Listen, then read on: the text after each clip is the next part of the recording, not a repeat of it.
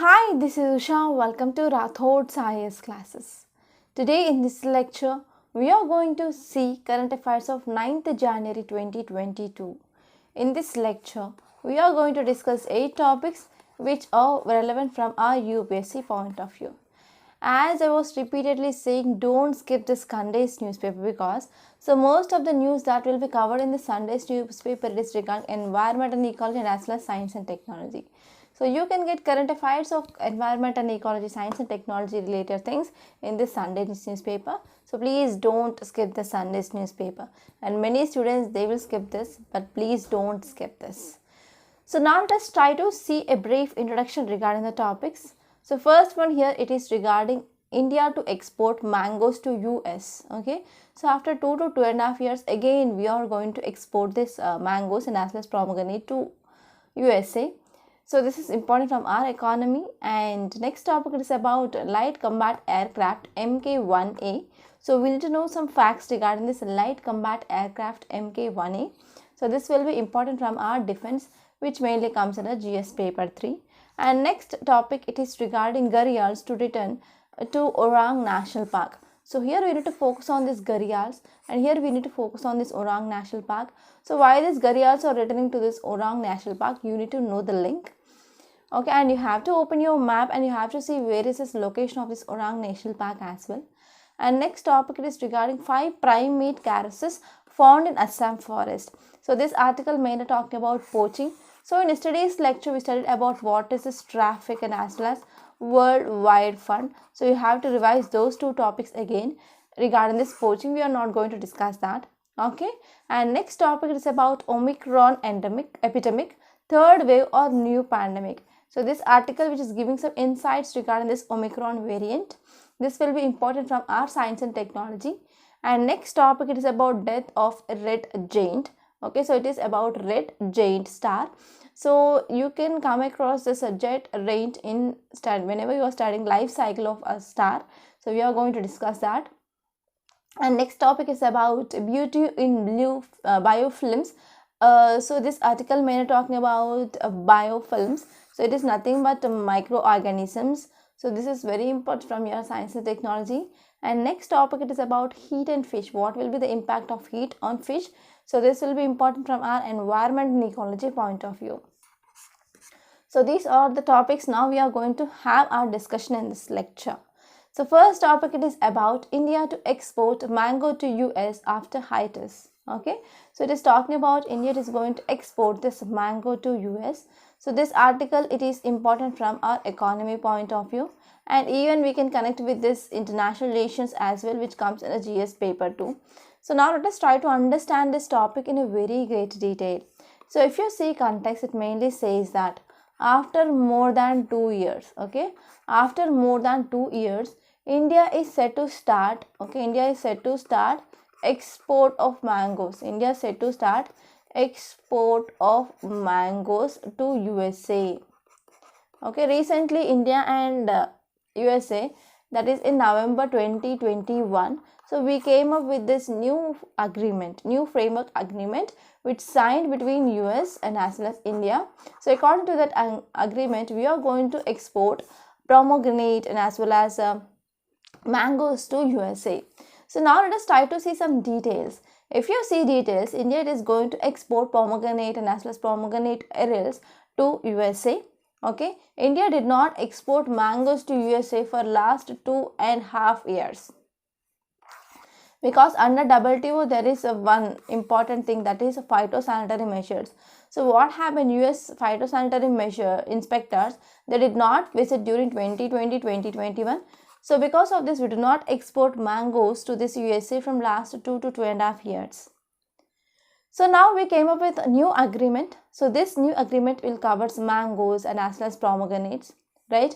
And under this agreement, we are going to import alfalfa, hay and as well as cherries from this USA from April. So these are some important details which are given in this article. And now let us try to see some background regarding this. So recently, as I said, in November 2021, we came up with this 12 India USA TPF, that is Trade Policy Forum. So in this forum, we mainly talked about some important issues between India and the USA. And finally, we said that we are going to export mango and as well as pomegranate to USA, and we are going to import cherries and as well as alfalfa animal feed from US. So if you're talking about some important highlights of that Indo-US Trade Policy Forum, so there are some important economic ties which are mainly made in this November 2021. So first one, they talked about market access. So India seeks easier market access for mangoes, grapes, pomegranates in US market, and we are going to import from USA like cherries and as well as pork products, alfalfa, hay, etc. And if you're talking about action plan, they also talked about working groups regarding agriculture, non-agriculture goods, services, etc. And they also had some hope for IT workers. So here India US to restart talks or agreement to help professionals in both the countries, right? And they also talked about this post-COVID plan. So both the sides, they agreed to work with allies to secure pharmaceutical and as well as manufacturing bases. So these are some important highlights of recent Indo-US Trade Policy Forum. So these are some important things that you need to remember. And now let us move on to next topic. So title says LCA Mk1A to fight to take flight in June. So this article mainly talking about LCA, Light Combat Aircraft Mk1A. So here we are going to see what is the context, and here we are going to see some facts regarding this light combat aircraft, that is Tejas, and we are going to see this variant of this LCA Mk1A. So this article, it is exclusively important from our defense, which mainly comes under our GS paper 3.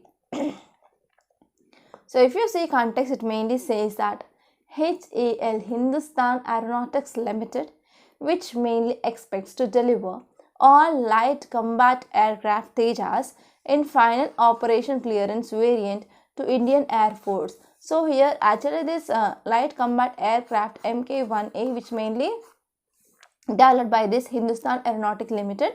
So here Hindustan Aeronautic Limited Chief Managing Director, he said that they are going to deliver this all light combat aircraft Tejas in final operational clearance to Indian Air Force by June here.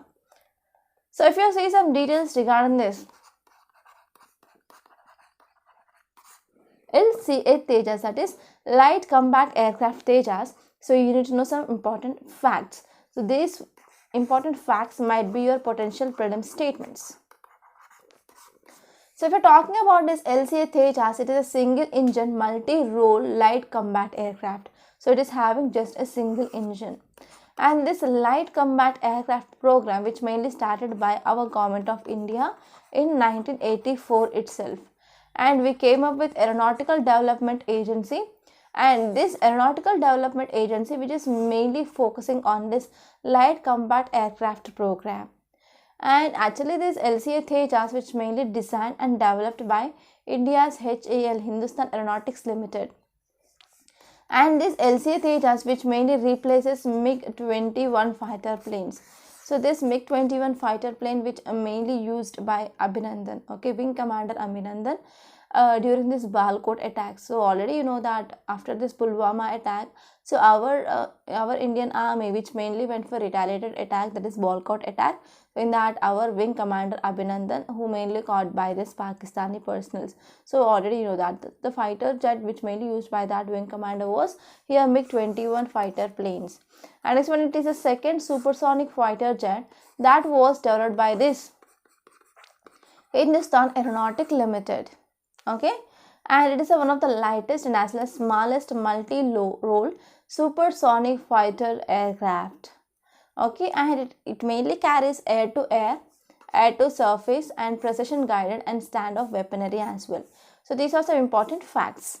And now let us try to see some important facts, especially regarding this Tejas light combat aircraft Mk1A. So this is one of the important variant of this LCA light combat aircraft, and it is indigenously designed, indigenously developed and as well as manufactured, which mainly contains state of art modern generation fighter aircraft And this MK1A, which is one of the superior than compared to the previous this LCA variants, okay, and it mainly superior in regarding performance and as well as weapon capabilities, etc. And this aircraft is also equipped with critical operational capabilities, that is AESA radar, that is active electronically scanned array, okay. So this aircraft which is mainly equipped with critical operational capabilities, for example active electronically scanned array radar, and it also contains some beyond visual range missile and electronic warfare and also air to air refueling. So these are some critical operational app capabilities that are mainly present. And if you see further more details, so LCA Tejas MK1A, which will be also flexible enough for hardware and as well as software integration as well. So it mainly contains different types of beyond visual range, and as well as they will be very much helpful for Indian Air Force. Okay, and it is a first by Indian indigenous design, developed and manufactured category procurement of this combat aircrafts as well. So this is very important for our Make in India and as well as Atmanirbhar Bharat in this defense. So these are some important things that you need to remember. And now let us move on to next topic. So if you see this image, you can see crocodiles. So these crocodile species are gharials. Okay, these are gharials.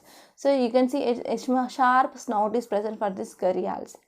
So if you see the title, it mainly says that gharials to return to Orang National Park. So here we need to focus on what is this Orang National Park and what are these gharial species of crocodiles, and what is the link between these gharials and as well as Orang National Park, that we need to understand. So now this topic is important from our environment and ecology, which mainly comes under our GS paper 3. So now let us try to see context. If you see context, it mainly says that the gharial wiped out from this Brahmaputra river system in 1950s. So in 1950s itself, these gharials are mainly wiped out from this Brahmaputra river system. And now these gharials are the one of the prime beneficiary process regarding expanding of Assam Tiger Reserve. Okay, so there is a announcement that they are going to expand this Assam Tiger Reserve. So because of this Assam Tiger Reserve which we are going to expand, then these gharials will be the one of the most beneficiary species. So if you see some details, it mainly says that Assam government had on January 3rd issued primary notification for adding of 200.32 square kilometers, that is added to this Orang National Park. Okay, so this is a very important thing here. Assam government mainly issued a notification that it is going to add about 200.32 square kilometers to this Orang National Park here. So much of the area will be added comprised of Brahmaputra river, and it also includes some sandbars. So what are these sandbars? So you need to understand this depositional feature. So if you're talking about whenever there is any water which is mainly flowing, for example waves, for example rivers, okay, whenever they are coming and they are joining these oceans or seas, or whenever the action of waves are happening, for example actually this bars which mainly comes under this depositional feature of waves. So for example, let us take this is the coast. So whenever waves are moving with a certain angle, so they will be having some capability to bring some sediments. Okay, so whenever the waves are coming and hitting the coast, they are called as squash. So after hitting the coast, whenever these waves are moving back, they are called as backwash. So these squash will have the capability to bring the sediments, and these sediments will be deposited. For example, let us take there is a bay like thing. So whenever the waves are coming and they are depositing sand or some sediments here, and they are forming as a bars, they are called as sandbars. Okay, so these sandbars and as well as this Brahmaputra river, so which mainly added here. Okay, so if you see some facts regarding this Orang National Park, so Orang, it is a north bank of Orang which is mainly present on this northern bank of the river, and is strategic to this Kaziranga Orang riverine landscape as well. And this area which is very much well known for the presence of tigers and as well as rhinos. Okay, rhinos and as well as tigers, they known to use these islands in this riverine landscape.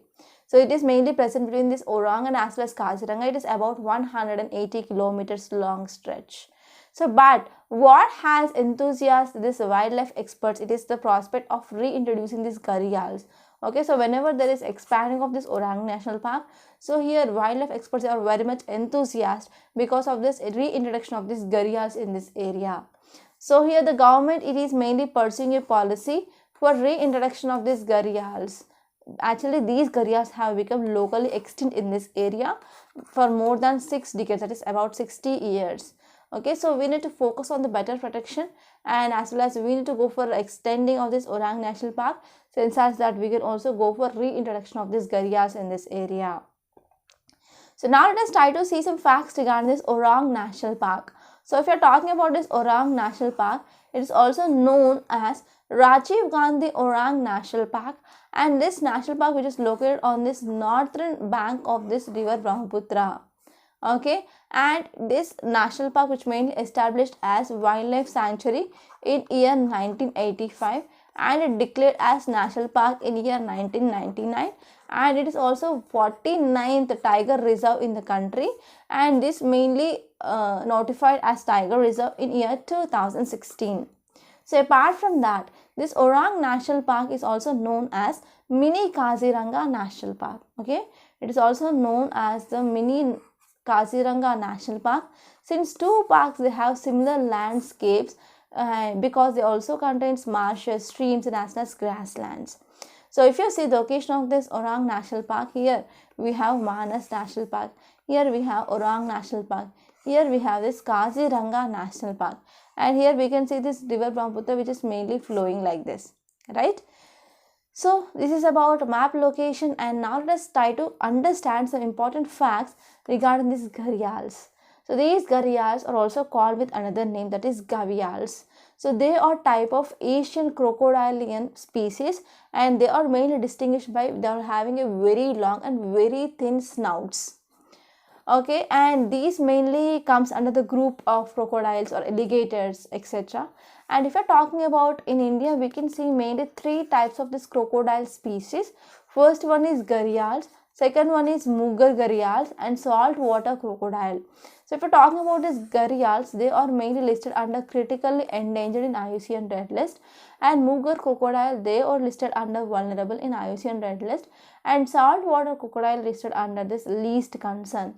So if you're talking about these three crocodile species which are found in India, they are mainly listed under this Appendix 1 of CITES, and they are protected under the Schedule 1 of this Wildlife Protection Act of 1972. So if we're talking about this habitat of these gharials, where we can see these gharials. So here we can talk about natural habitat and primary habitat.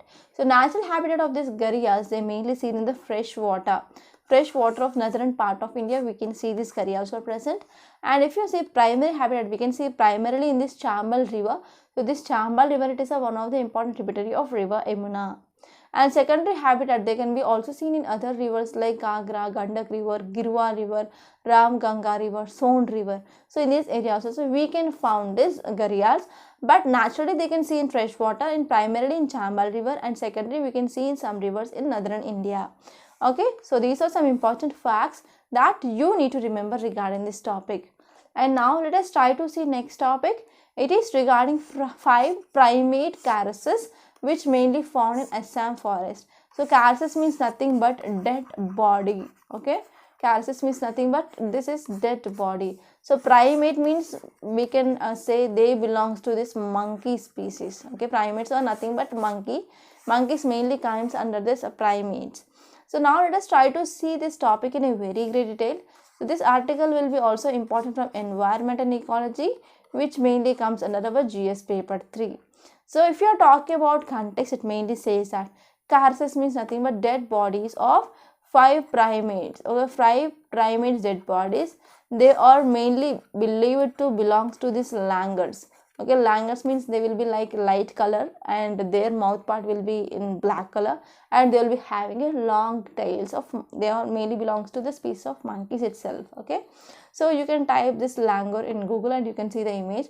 I think you might have saw about this langurs in number of advertisements, and even if you are watching this National Geographic channel, you can see that. Okay, So especially if you are from any hilly areas, you can see these langurs. Okay, so the langurs are nothing but they are also belong to this monkey species, and they will be having a very long tail rather than compared to other type of monkeys we can see. Okay, so the cases of 5 primates, they are mainly believed to captured langurs. They were found without skin, tails in Assam Reserve Forest. In Assam Reserve Forest, so 5 cases of these primates are seen, and they do not contain skin and as well as tails. So if you see some details, it mainly says that recently a team of researchers who are working in this Biswanath district's reserve forest, they found these cases, and actually they mainly thought that these cases are mainly found, and these are mainly killed by poachers, especially for the poaching of the skin and as well as bones and tails of these langurs. So actually this is 140 square kilometers of reserve forest, and this forest mainly connects two national parks, that is Kaziranga National Park and as well as Nameri National Park.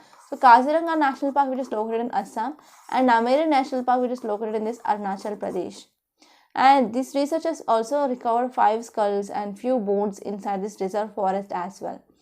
Okay, and these samples are mainly sent to lab here, mainly to find whether they are belonging to these langurs or not.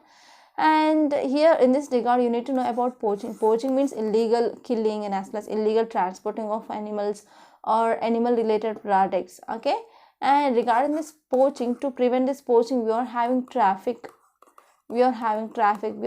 World Wildlife Fund. Okay, so you have to revise that. Yesterday's lecture we discussed about this WWF and as well as traffic.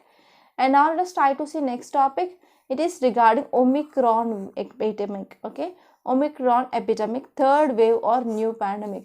So this article gave us more insights regarding this Omicron variant. Okay, so this article says that in 2022 we can see both Delta variant and as well as Omicron variant that mainly coexist. So as you all know that because of this Omicron variant, we can see there is decreasing of vaccine efficacy. So because of this, we need to focus on this more vaccines in this 2022. So if you're talking about the name of this Omicron, here is this is our Delta variant, right? So now let us try to see some important details regarding this topic. And actually this topic is important from our science and technology, which mainly comes under our GS paper 3. And now let us try to see context. So already you know that in India there is increasing of daily number of cases. Not only in India, and as well as many countries throughout the world. So they are extremely facing one more condition of increasing of number of cases. So in India, we saw that more than 1,25,000 cases which are mainly recorded within one day. I think this is according to yesterday's or day before yesterday's newspaper. And if you see context, it mainly says that India is facing an epidemic wave of Omicron disease. Okay, so in this Omicron variant, if you're getting this Omicron variant, you will be getting a minor symptoms like you will be getting some sore throat and as well as nasal discharge without cough or high fever. So normally other variants of this Omicron like Alpha, Beta and as well as Delta variant. So in those variants, the symptoms are very high, like sore throat. We can also get severe fever, severe cough, etc. But here in this Omicron, the severity is very less. We can experience just a sore throat, nasal discharge without any cough or high fever. Okay, and even if you're talking about oxygen levels in the blood, it is quite normal.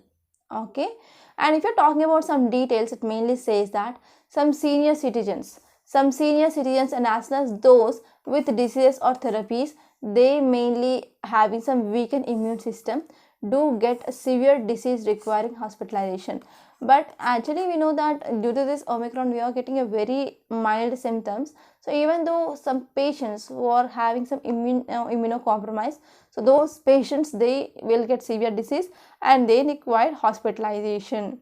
So although if you're talking about this Omicron and we are comparing with earlier variants like Alpha, Beta, Gamma, Delta variants, so this version of this COVID-19 is a milder version. So if you're talking about mutational changes in this Omicron, so Omicron has many more, particularly receptor binding domain. Okay, it is having many mutations that can be seen, especially in this receptor binding domain. So actually this receptor binding domain, which mainly binds to this receptor, that is ACE2 receptor. So this ACE2 receptor, it is one of the important receptor which is mainly using as a gateway by this virus to enter into our body cells, and later on it will replicate. So while if you're talking about other variants like alpha variant, beta variant, gamma variant, delta variant, we can say just 8 to 9 mutations on this S1 portion. But here in this Omicron, totally we can see more than 32 to 37 types of mutations that are seen here. And if you're talking about especially this receptor binding domain, so Omicron has 15 mutations, while other variants have just 1 to 3 mutations. Okay, so because of this, here what happened, our vaccine escapability is high, or vaccine efficacy which is mainly decreased regarding this Omicron variant. So if you're talking about some more important process which is mainly used by this coronavirus to enter into cell, so they will use majorly two process. So first one is here, this virus will be binding to this ACE2 receptor. Okay, ACE2 receptor. And second one here is, it is mainly binding with endosomes. With endosomes, they are present in this cells, and they will be coming and binding. After that, we can see that virus which is mainly entering into this cell. Okay, so through this endocytosis which is mainly coming into the cell here. So these are the two process. First one is binding to receptor, and second one is to bind to endosomes. Where after binding to this endosomes, this will be entered into this inside the cell by this endocytosis method, right? So here, after entering into this virus into the body, actually this Omicron which mainly chooses the second path, that is endocytosis, will be chosen. Okay, so actually this Omicron which is mainly resembling as influenza virus infections, and it mainly remains mostly confined to upper respiratory tract. So because of this, we can see very mild symptoms in this Omicron variant. So if you are talking about this immunity evasion by this Omicron variant, as you all know that, so it had more than 32 to 37 mutations that is mainly seen in this Omicron. So because of this, what are the antibodies that are produced in our body after taking this vaccines, for example Covaxin or Covishield in India, so those antibodies that are not recognizing this Omicron variant. So because of this, immunity evasion is very much high in this Omicron. So most monoclonal antibodies that were effective to treat this COVID-19, they are no longer effective to treat this Omicron disease. Okay, so this is about vaccine effectiveness. So if you're talking especially regarding this vaccine effectiveness against this Omicron disease, which mainly requires hospitalization, was 72% during this 2 to 4 weeks. Okay, after second dose. After second dose also, there is a high chance of hospitalization of about 72%, and only 52% of hospitalization that is required after 25 or more weeks. Okay, and after taking this booster dose, it is mainly like 88%. So if you're talking about this influenza pandemic, so if you trace this influenza pandemic, actually in 1957, so pandemic of this influenza was mainly because of this subtype H2N2 virus here. So later on, okay, so before this H2N2 virus in 1918, pandemic was created because of this H1N1 virus. But still in this 1957, this H1N1 virus, it is mainly spreading, and as well as H2N2 virus is spreading. So H2N2, it is antigenic shift. With antigenic shift, not only spread globally but also displaced this H1N1 from circulation. Okay, and whatever the immunity that is induced by H2N2, it is sufficient to prevent even H1N1 circulation. So what happened in 1918, first H1N1 circulation which mainly happened, and later in 1957 pandemic that mainly happened because of H2N2. So in this H2N2, we saw there were some mutations and as well as antigenic shift that is mainly seen. So because of this, what happens is this H2N2 which mainly displaced this H1N1 from circulation. Okay, so because what are the immunity that is provided by this H2N2, which is also preventing against this H1N1 circulation. But later on in 1968, so next pandemic of this influenza which mainly started because of this H3N2 subtype here. So this H3N2 subtype which mainly displaced this H2N2 because of some cross immunity that is mainly seen here. But in 2009, so pandemic with new variant of this H1N1, okay, which mainly borrowed the genes from this swine influenza, that is H1N1 PDM09, which is mainly we can distinguish this virus strain from this earlier H1N1 virus. So in the same way, now in this 2022 we can see there will be the spread of this Delta variant and as well as Omicron variant. So there will be the transmission of this Omicron variant and Delta variant that is seen in this 2022. So because of this, both Delta and Omicron variant that might co-circulate. So because of this, we need the vaccines that need to be act against all variants of this SARS coronavirus 2 as well as against this Omicron and as well as our future A variants as well. So this is the gist of this topic and I hope it is very much clear. And now let us try to see next topic. It is regarding death of a giant. So this article mainly talking about red giant star. So to understand about this red giant star, you need to know some knowledge or you need to have some knowledge regarding this life cycle of a star. So this article, it is important from Art, Science and Technology, which mainly comes under our GS paper 3. So now let us try to talk about this topic in a very great detail. So if you see context, it mainly says that astronomers, they have imaged explosive death of red supergiant star. Okay, astronomers, they image death of an explosive death of red supergiant star, and they are watching it sizzle for 130 days after it formed a supernova. Okay, so after it formed a supernova, they are watching about this red supergiant star. And actually this star, which is mainly located in a galaxy, so name of that galaxy given is NGC 5731 and it is about 120 million light years from our Earth. And this discovery mainly published in this Astrophysical Journal. Okay, so actually if you see this image, which mainly talking about the life cycle of a star. So first of all, from this nebula, okay, from nebula, what happened, our stars which mainly originate. So this nebula, it is nothing but it is a cloud which mainly contains dust. So because of this rotation, what happened, that will lead to formation of this star. So based on the size of this star, we can say that is small star, either large star. So large star means we can say the mass of the star will be more than compared to that of our sun. So whenever these stars which are formed, so they are less mass than compared to that of our sun, they are called as small star. So after this small star, it will be enter into the next cycle, that is red giant. So in this small star, they will be enter into this red giant and they will be formed into this white dwarf finally. Okay, it will forms planetary nebula and finally it will forms into white dwarf. So if you see the life cycle of these large stars, they will be enter into the state that is red supergiant. Next one is supernova and next one is either neutron star or a black hole. So this article which is mainly talking about this large star.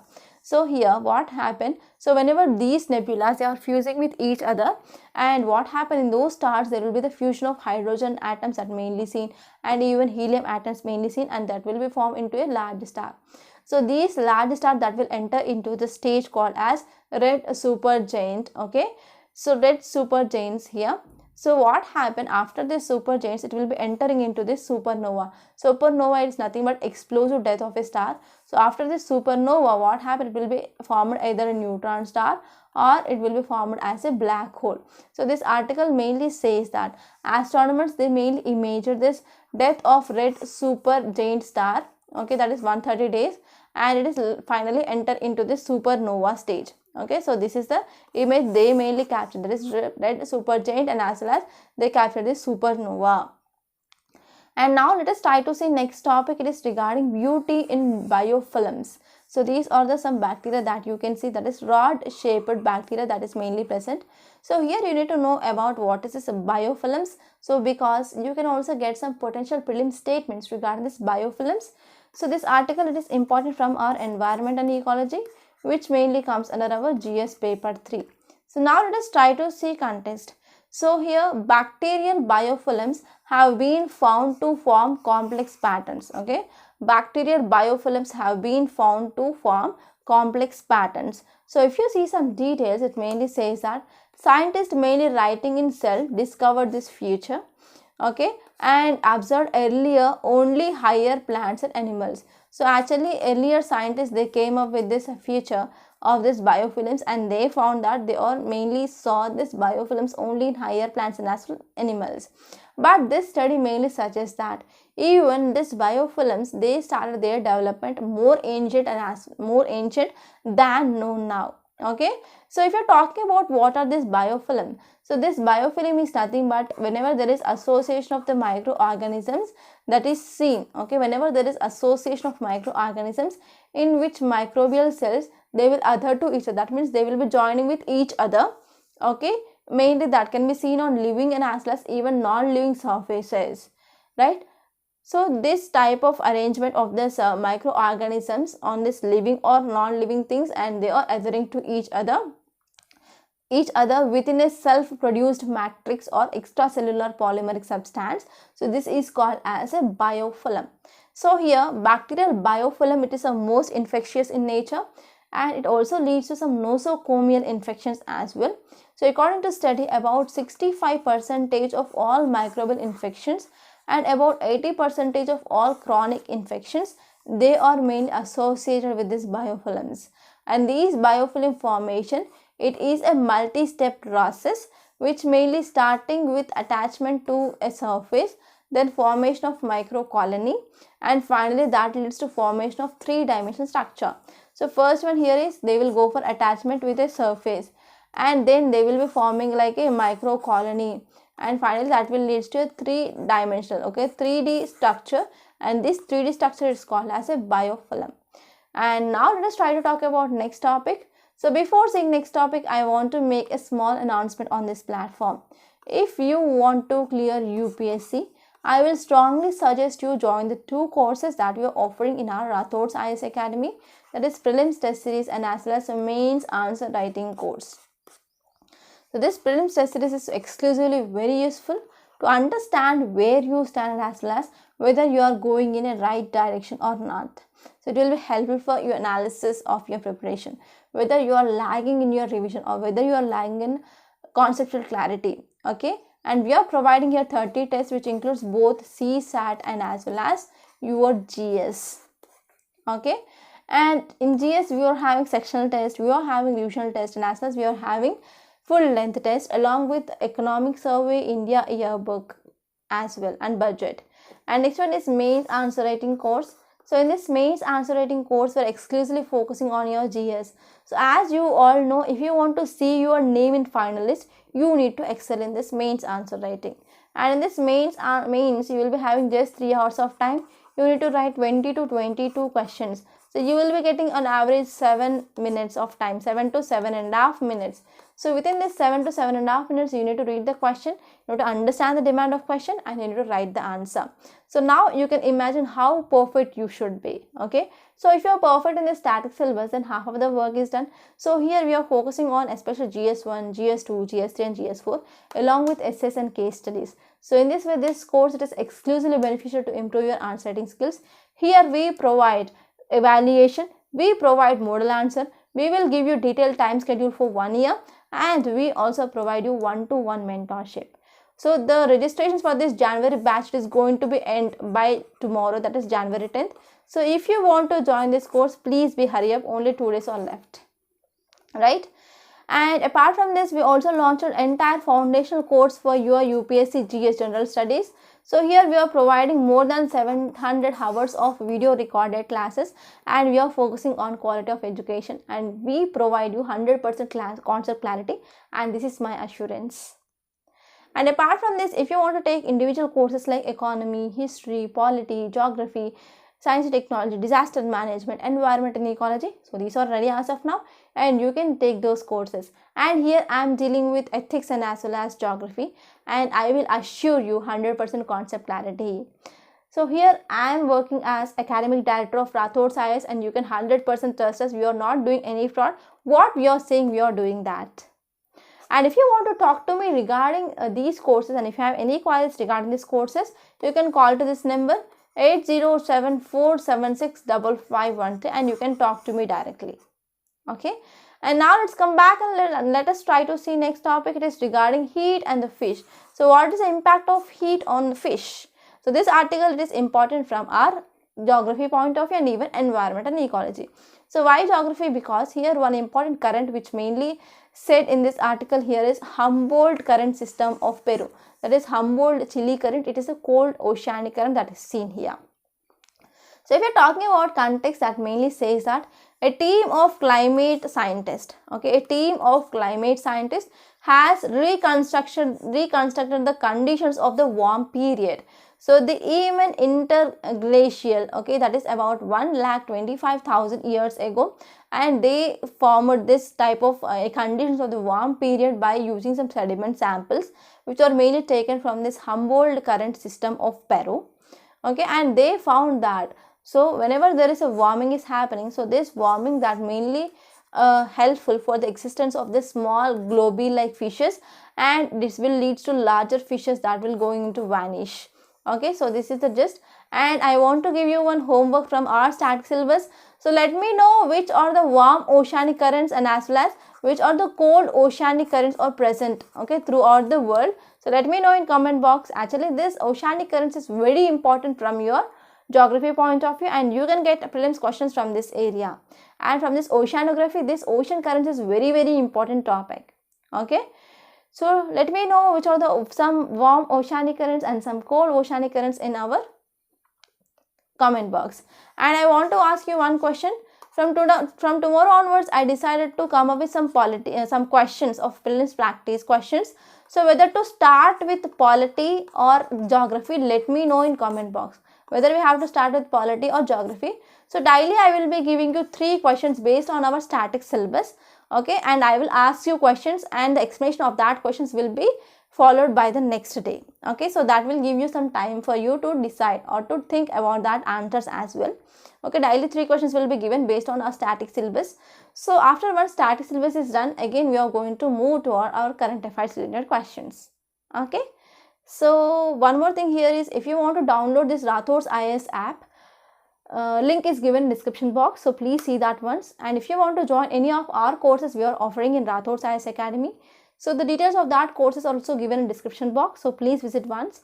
And if you want to see any demo videos, you can register in Rathod's IAS Academy website, and you can watch 3 demo videos of each and every section. Okay, so by this I am concluding today. I hope you enjoyed this lecture. Please subscribe to Rathod's IAS Academy, and don't forget to like, share and comment my videos, and please give answers to the questions I am asking daily. Okay, so by this I am concluding. Thank you so much.